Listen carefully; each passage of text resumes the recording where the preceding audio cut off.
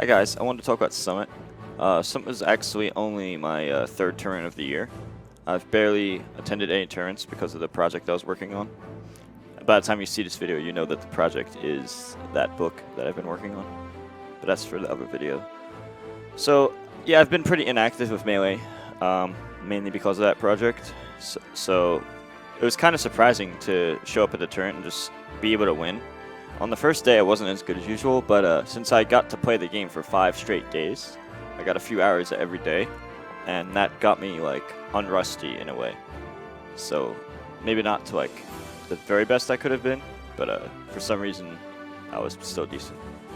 It's a little strange, because I actually barely touched Marth the first 3 days at all. I didn't start even using Marth until, like, day 4, I think. I think I played a total of, like, 4 games as Marth during the first 3 days total. So it was a bit surprising to just bust out Marth and still be good. That was like a little surprising. For people who watch my stream, you would know that I've been non-stop pretty much practicing Melee. Whether it's just net play, even if it's just silly matches on like Great Bay or random stages, or if it's practicing alone, grinding for like 10 hours. That was actually mostly with Fox, though, and a bit of Sheik. I didn't actually use Marth as much, but my other characters were still decent. One of the reasons I think my Sheik wasn't quite as good is because I played only doubles Sheik for 3 days, and I think that actually messes me up when I'm playing in singles, because in doubles it's more about like playing around what you think your opponent's gonna do, and like I noticed that when I switch from like a doubles mindset to singles with Sheik specifically, for example, I do like more dodges and rolls and certain things, whereas like in singles, Led's dash is even like more of a requirement, and then dodging and rolling is nerfed, overshooting mix-up is buffed, and that's like a lot of stuff. It's just like a different mindset, but I think that going from 3 days of practicing only doubles with Plup and then going to singles, I think that affected my Sheik a bit. So I don't think that's why my Sheik wasn't quite as good. Even though I didn't practice Marth, I think since my Marth was unaffected, since I wasn't using him, he was in like a fresh state of mind. Or something, I don't know. I'm just theory crafting like what the possibilities could be. But for whatever the reason, my Sheik wasn't at my best, but my Marth was just as good as it's ever been for some reason. So to talk about the sets, well, actually, I want to talk about the other stuff. The side events were actually pretty fun. Hide and seek, as I talked about, I literally just picked the most convenient little corner of the room in the top bathroom, a spot that it looked like a human couldn't even fit in. And then I brought a blanket in with me to make it even like, in case they shine a light, and I didn't know if it's going to go through it or not, because I didn't know what kind of light it was. A chance of blocking that off. But mainly I just picked what I thought was the most optimal spot in the house. And I just won that, so I thought that was cool. And then there was the Infinity Wars, which is a movie I haven't even seen yet. And we got to do like, I had to like pretend I was Spider-Man, and I thought that was really fun. And then they were actually okay with like the earlier jump I did, which is like a lazy jump where I didn't even pick up both legs. But I saw the video, I'm like, no, that's not good enough. So I did it again.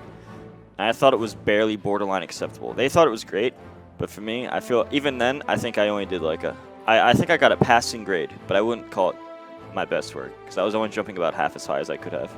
And like, I just see the flaws, but everyone else thinks it's like amazing, but obviously you're going to be your own worst critic.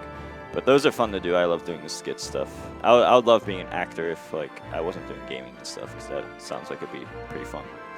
So that was already like some fun stuff. Then there's all the random events. Like there's like a random, like you have one stock. It was like some weird stuff, and I fought Plup and he beat me in that, but it was just random, so it's whatever. Then there's the Iron Man with Plup, and it came down to like Peachy vs. Fox last stock, and he barely got the leads before me. And Plup round 1 that, so Plup double eliminated me in that stuff. And crews, I had the best crew, but Leffen and Armada and Ginger, all 3 of them underplayed in the finals. And I had to fight Plup, and we did a chain grab Sheik Ditto, and I won. But then I had to go through Wizzy, and obviously 4 stock to 1, that's impossible. There's 0 chance of winning that. Then I played Plup the next day. I felt guilty that I was chain grabbing, because I don't want to make my friend upset. But then we did no chain grab dittos, and he's obviously better than no chain grab ditto. So it sucks, because like I know my best option is to chain grab, but I don't want to do that to my friend. So it's like, it's an annoying situation. I wish I could just not care. And then I went Marth, and I was like suddenly better. I was like, that's weird. I wasn't even practicing Marth at all. And then I played Zane, and my Sheik was like worse because of doubles, and I couldn't get in a very good singles mindset compared to like just being used to doubles. I really feel that affects me a bit. Like I get better in dubs and worse in singles at the same time. It's kind of annoying. Then I just picked Marth, who was unaffected from that stuff, and I just fresh Marth. I felt like I just played kind of average, and I just managed to win. That was that was on day 3 actually. I forgot. It wasn't day 4. It was day 3 because that's when we played. Doubles. Me and Plot were actually beating Armada and Leffen most of the friendlies this time, but then by the time turn came, I think we both played worse. I asked Armada like why he thinks me and Plot lost. He said he doesn't know. He thinks we just didn't play as good as we did earlier. He didn't. That was literally his explanation. So I guess that's how that went. We're clearly capable of like being the best, as the friendlies have shown and non-summit tournaments have shown.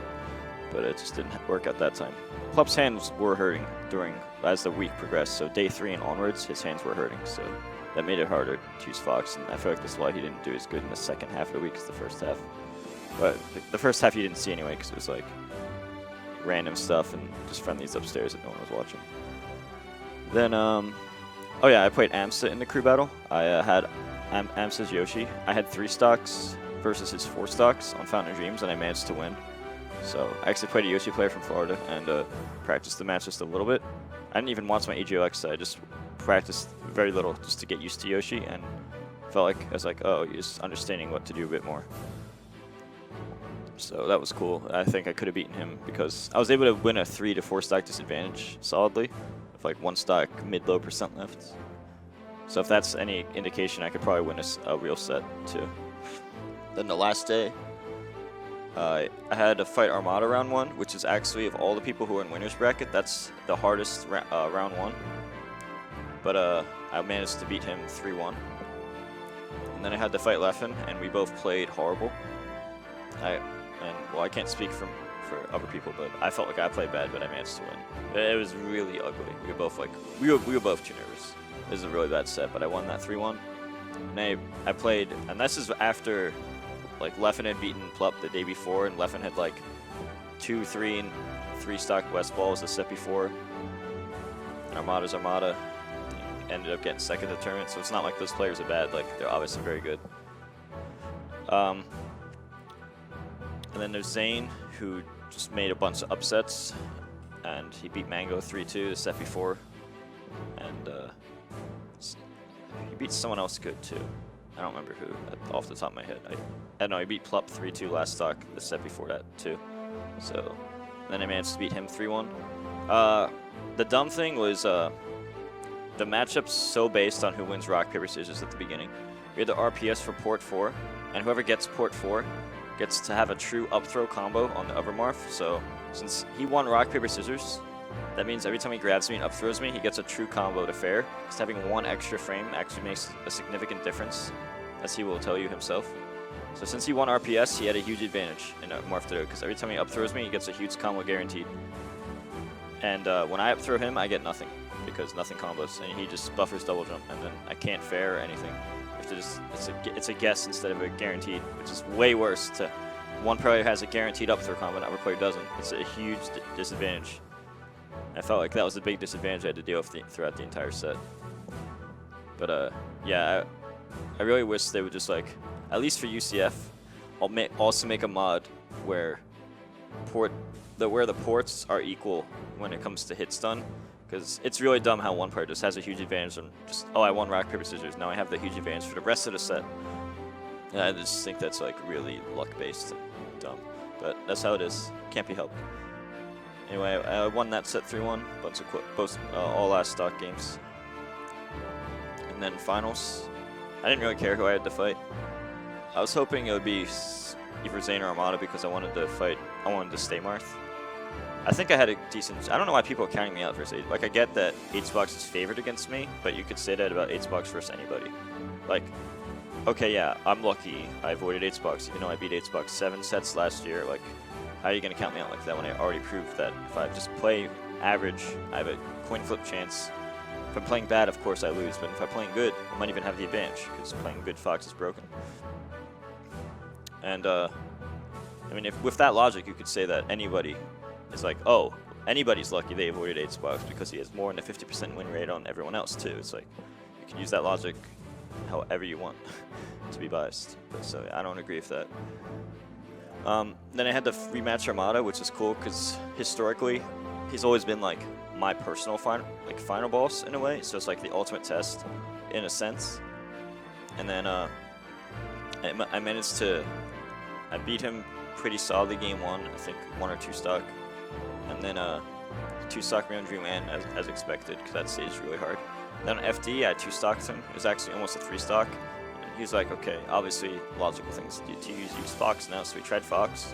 And that's cool because it's like you're fighting the final boss part 1, and you fight the final boss part 2. And then I managed to beat his Fox. I had 2 stocks him, like mid-low percent or something, I think. Kind of surprised because like, I don't know, I never like win that solidly. So it's like, even though I always knew that I'm good enough, even Armada always used to tell me, yeah, you're good enough to just win, and you just do it. Since it's never actually happened at like, you know, as people online talk about a major of like all the top 6 or whatever, even though I've gotten like super close last hit and like UGC, I just beat all the gods, but then lost to Armada in 2nd set, stuff like that.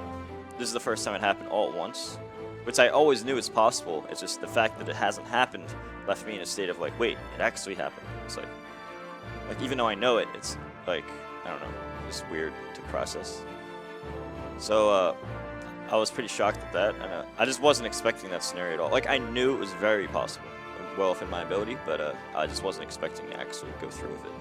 So I thought it was pretty cool that I was actually able to go through with it. And the way I was thinking of the finals, I wasn't thinking of negative thoughts. Like at UGC, by the time after I won the first set, if you look at the UGC finals, Grand Final set 1-2, you'll see how my change in mentality screws me over. Because at first I was like, okay, I 2-stocked Armada on Dreamland, and I 2-stocked him on Dreamland again.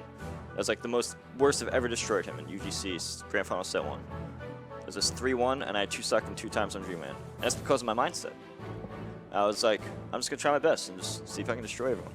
And then I did. And then after I won that set, before Grand Final set 2, at UGC, back in late 2016, my mindset changed, and I was like, oh wait, I'm actually gonna do it. No, this never happens, right? And my mindset changed, and I started thinking of negative thoughts and doubting myself, and I was no longer focusing on the strategies used to win, as I should be. I was just thinking of negative thoughts, and I did terrible in set 2 as a result of thinking of that way. So I didn't want to repeat that mistake. So in the finals here, I was only focused. I put on noise-canceling headphones, I also had UGC though, so it's just the mindset change. I just put on noise-canceling headphones, and I was just thinking, okay, all I have to do is just have fun with it, not care, try my best but not care, and also focus on the strategies I could use to win, and how he's adapting, and how I should adapt my next move, and just experiment, and just focus on strategies. Just think about the game, think about you're trying to defeat like the ultimate final form Mega Man boss, part 1, part 2, whatever, just something more like that. Strategies, basically. Don't think of negative thoughts for no reason. And that's what I did. And it's like, wow, it's so much easier to just play the game when you do that. And honestly, I'm starting to think maybe I could have won like way more tournaments or at least way more sets in the past had I just known that in the past, or just being able to turn an on and off switch. And I think that's the fact that I didn't do that in the past, or can or couldn't or whatever. That's what resulted in my inconsistency. It has nothing to do with like ability or talent. It mainly has to do with I don't know how else to word this, but kind of like beating myself for no reason. So yeah, that's basically Summit. And I think I should be somewhere between seed 3 to 5 now. Before this turn, I was definitely seed 6 because I was so inactive. I didn't do anything at Genesis. That was actually partially because my controller was messed up, to be honest. But that was a while ago. I actually still need a new vanilla melee replacement controller. It didn't really matter at Summit because that's UCF, so controller doesn't matter as much. I just need a controller I can let dash with, basically. And I had that, so I was able to be decent. Even that Summit controller is almost ripped now.